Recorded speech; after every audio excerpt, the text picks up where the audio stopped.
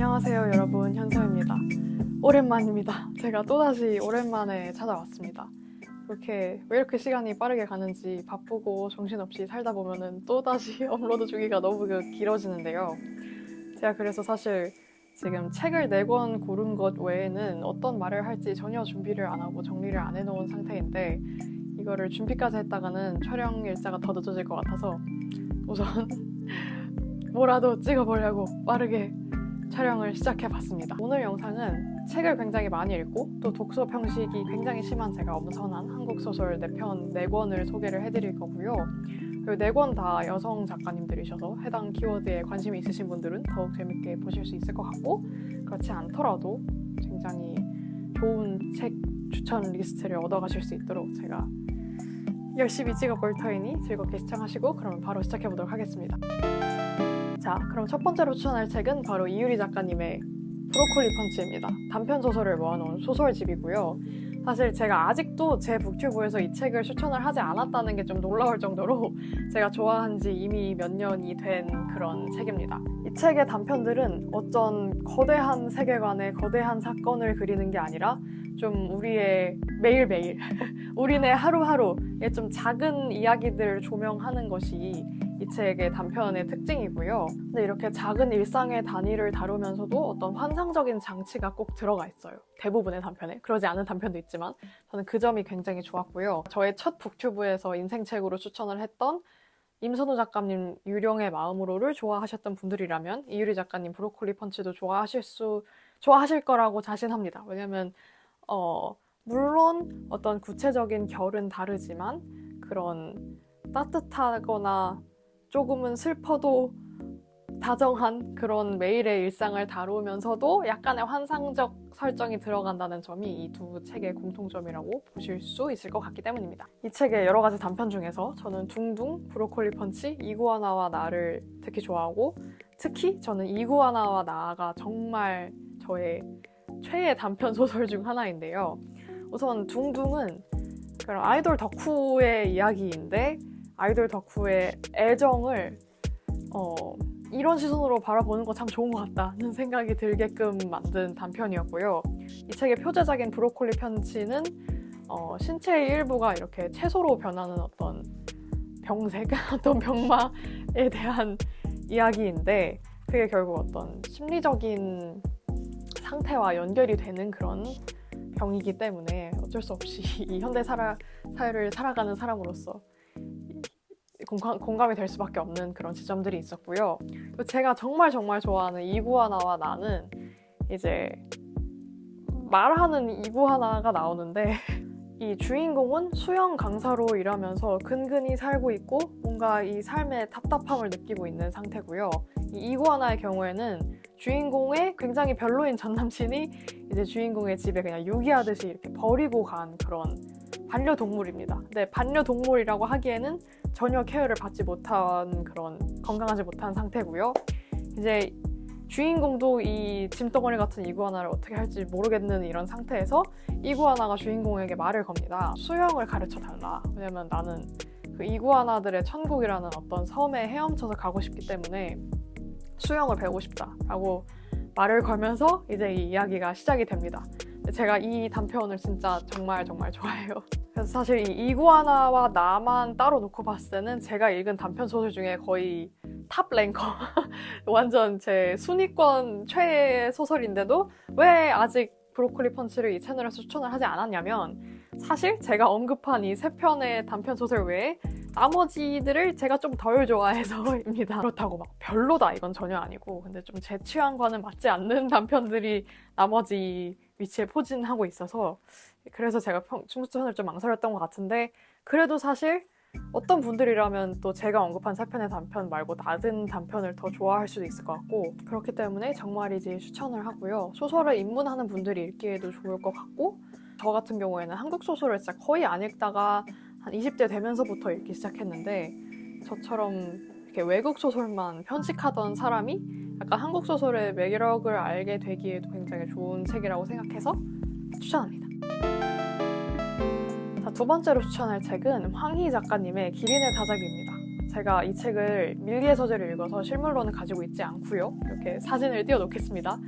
일단 이거는 굉장히 강렬한 책이었어요. 제 기억에 강렬하게 남아있어요. 저는 보통 제가 소비한 콘텐츠를 웬만하면 다 기억을 하는 편이긴 한데요. 그걸 감안하고서라도 이 책은 제가 몇 년 전에 딱 한 번 읽었는데도 이렇게 딱 뇌리에 선명하게 남아있는 장면들이 있어요. 그래서 그런 면에서 굉장히 강렬한 소설이었어서 추천을 드리고요. 장편 소설이고 이 줄거리를 간략하게 설명을 해보자면은 일단 이 두 가지 시점으로 진행이 돼요. 일단 한 가지 시점은 이 젊은 여성, 순간이동을 할 수 있는 어떤 젊은 여성이 있습니다. 이제 이 여성이 어떤 자기 파트너랑 무슨 강아지인가 아무튼 무슨 반려동물과 함께 사건을 해결하면서 뭔가 도망자의 생활을 하고 있는 것 같고요.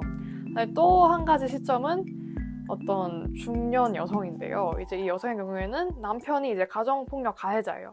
그리고 이 시댁 전체가 이 여성한테 폭력을 가하고 있는 상황이고, 그래서 이 중년 여성이 원래는 굉장히 소설 유망주였어요. 소설을 굉장히 잘 쓰는 지망생이었고 장래가 밝았는데 뭔가 결혼을 잘못된 이 쓰레기한테 엮이게 되면서 많이 꺾인 상태죠. 그래서 굉장히 오랜 세월 동안 이 폭력을 당하고 있는 그런 상태인데, 딸이 있었는데 딸이 가출을 했어요. 근데 그 딸이 바로 아까 말한 그 순간 이동을 할 줄 아는 젊은 여성입니다.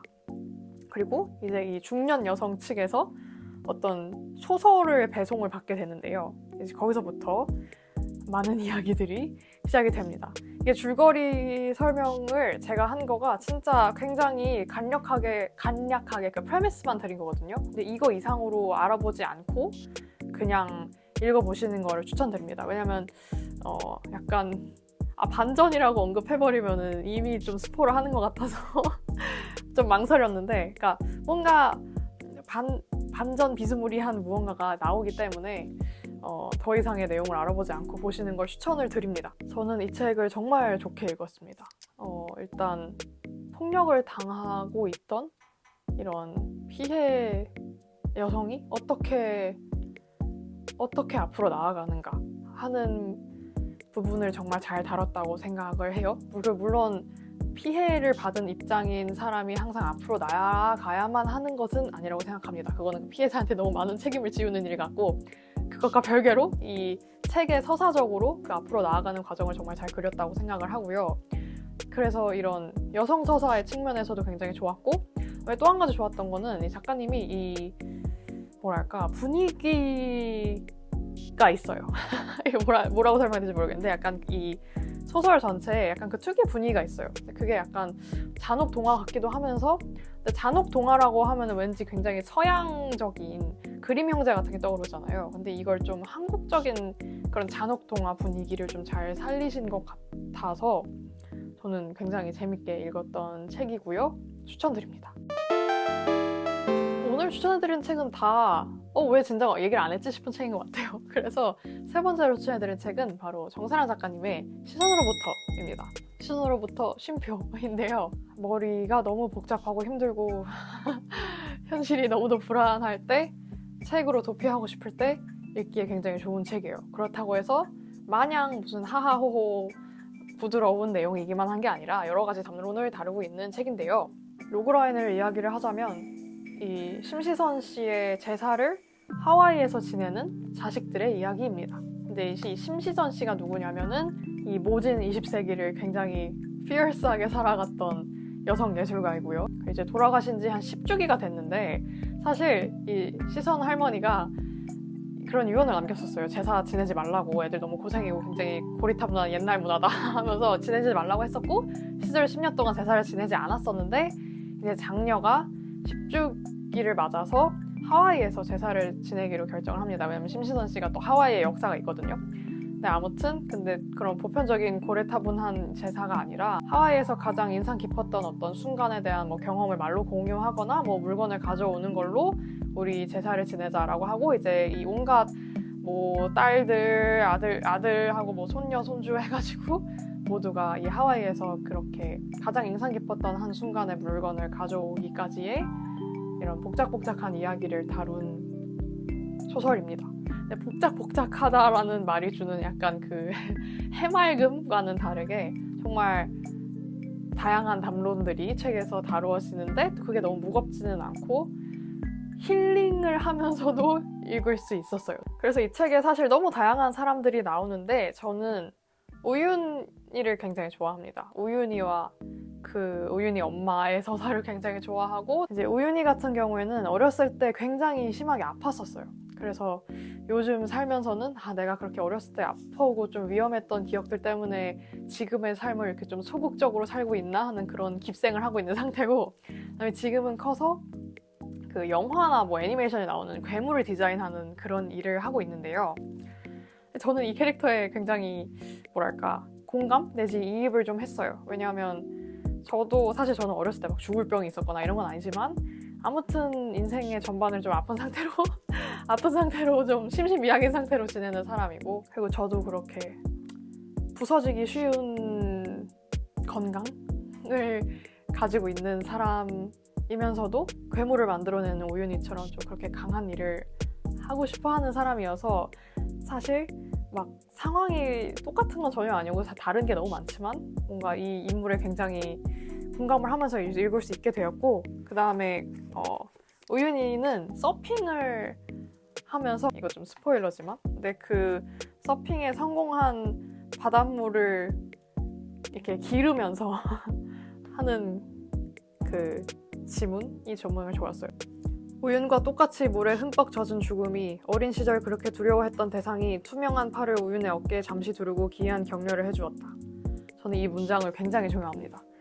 그래서 저는 이 책의 수많은 등장인물 중에서 우윤을 가장 좋아하는데 이거는 어떤 사람이 읽느냐에 따라서 이렇게 따라가게 되는 인물이 다를 것 같아요. 그래서 여러분은 나는 어떤 인물을 따라가게 될까 하면서 읽는 것도 굉장히 재밌을 것 같습니다. 추천하는 책입니다. 마지막으로 추천할 한국 소설은요, 바로 배미주 작가님의 싱커입니다. 장편 소설이고요. 한 10몇 년 전에 창비 청소년 문학상 수상작인데 이제 SF 장르입니다. 저는 사실 제가 청소년일 때부터 지금까지 청소년 문학상 수상작을 읽고 너무 좋다 한 적이 거의 진짜 없거든요. 항상 거의 대부분 굉장히 실망을 했었어요. 그러니까 너무 이제 학부모가 좋아할 이야기거나 아니면 너무 재미없거나 아니면 그냥 불필요한 부분을 자극적으로 쓰거나 전반적으로 이 청소년 문학상은 청소년을 대체 뭐라고 생각하는 걸까? 항상 그런 생각을 했었거든요. 그래서 좀 이렇게 좋게 읽은 수상작이 거의 없는데 이 책은 제가 정말 좋아합니다. 그래서 이게 무슨 내용이냐면은 이제 망한 미래입니다. 이런 거 제가 굉장히 좋아하죠. 이 미래 시대의 지하 도시를 배경으로 하고 있고요. 이 지상으로의 접근이 좀 안 되는 상태고 이제 이러면 다들 감이 오시죠? 이 지하 도시가 유토피아가 아니겠죠. 이제 많은 문제점이 있습니다. 뭐 빈부격차 너무 심하고 인간 차별 너무 심하고 이제 장수 유전자라고 굉장히 좋은 기술이 개발이 돼서 이제 돈이 있는 사람들은 좀 수명을 길게 늘려서 살 수 있는데 그 혜택을 보지 못하는 사람들이 있고 이제 주인공 같은 경우에도 그런 케이스여서 지금 사실 하루하루가 쉽지 않습니다. 이 주인공 미마의 경우. 그래서 미마가 뭔가 공부라도 엄청 열심히 잘해서 이 상황에서 벗어나려고 하고 있어요. 이제 그러던 중에 싱커라는 약간 암암리의 암시장에서 돌던 어떤 게임을 알게 됩니다. 이게 어떤 게임이냐면 동물의 의식에 접속할 수 있는 게임이거든요. 동물적 감각을 느끼게 되는. 근데 이게 무슨 아무 동물적 감각을 그냥 보편적으로 느끼게 되는 게 아니라 어떤 특정 동물의 의식에 약간 이렇게 싱크를 할 수 있게 되는 그 게임이 바로 싱커거든요. 근데 지금 다 망해갖고 지하 도시에 있는 와중에 동물이 어딨냐? 이 지하 도시가 옛날에는 무슨 동물원 같은 무슨 신아마존이라고 이 지하 도시 안에 그런 생태 구역을 만들어 놨었어요. 근데 그게 다 어차피 다 관리가 안 되고 다 지금은 폐쇄된 상태인데 거기서도 그 동물들은 생태계를 이루고 또 강인한 생명력으로 살아가고 있었던 거죠. 그래서 이 주인공 미마가 싱커라는 그 동물의 의식에 접속하는 게임을 알게 되고 그러면서 또 이 어른들의 이 컴컴한 음모와 이런 어두운 면들이 밝혀지면서 펼쳐지는 그런 모험입니다. 너무 재밌게 읽었고요. 저는 항상 SF가 현실을 가장 현실적으로 표현할 수 있는 장르라고 생각을 하는데, 그런 면에서 이 한국 청소년들의 어떤 상황을 이 SF 소설이 굉장히 잘 보여주지 않았나. 이 이야기 자체가 굉장히 흥미로웠고, 저 같은 경우에는 특히나 이 공간 묘사 읽는 거를 굉장히 좋아하는데, 그렇다 보니까 SF 판타지 장르에서 공간 묘사하는 것도 더 좋아하죠. 더 상상할 거리가 많으니까. 그래서 이 지하 도시의 어떤 구역이 어떻고, 뭐 폐쇄된 무슨 열차 구역도 있나? 정확하게 기억이 안 나는데, 뭔가 그런 부분들이 있는 게 너무너무 재밌어요, 저는. 제가 옛날에 북튜브에서 천선한 작가님 이끼숲을 추천한 적이 있는데, 그것도 약간 이렇게 지하 도시에서 아이들이 고군분투하는 내용이거든요. 근데 이끼숲 쪽 아이들은 훨씬 어둡고 이제 꿈과 희망이 없는 상태라면은, 이 싱커의 아이들은 싱커라는 기술도 있고 뭔가 좀 더 명랑하게 나아가는 그런 측면이 있습니다. 그래서 그런 부분을 생각을 해서 취사 선택을 해서 읽으시면 될 것 같고요. 여하튼 싱커는 제가 한국 청소년 소설 중에서 굉장히 좋아하는 몇 안 되는 친구고요. 여러분께도 추천을 드립니다. 자, 이렇게 오늘의 책 추천 영상도 끝이 났습니다. 여러분 즐겁게 봐주셨길 바라고요. 저는 이제 마지막 학기에 돌입을 했는데, 사실 하고 싶은 게 너무 많고 쓰고 싶은 글이 많고 이루고 싶은 게 너무 많아서 균형을 찾기 굉장히 어려운데요. 그냥 저는 균형을 찾지 않으면 어떤가 하는 상태로 이렇게 삐걱거리면서 벅두벅두 나아가는 일상을 살고 있습니다.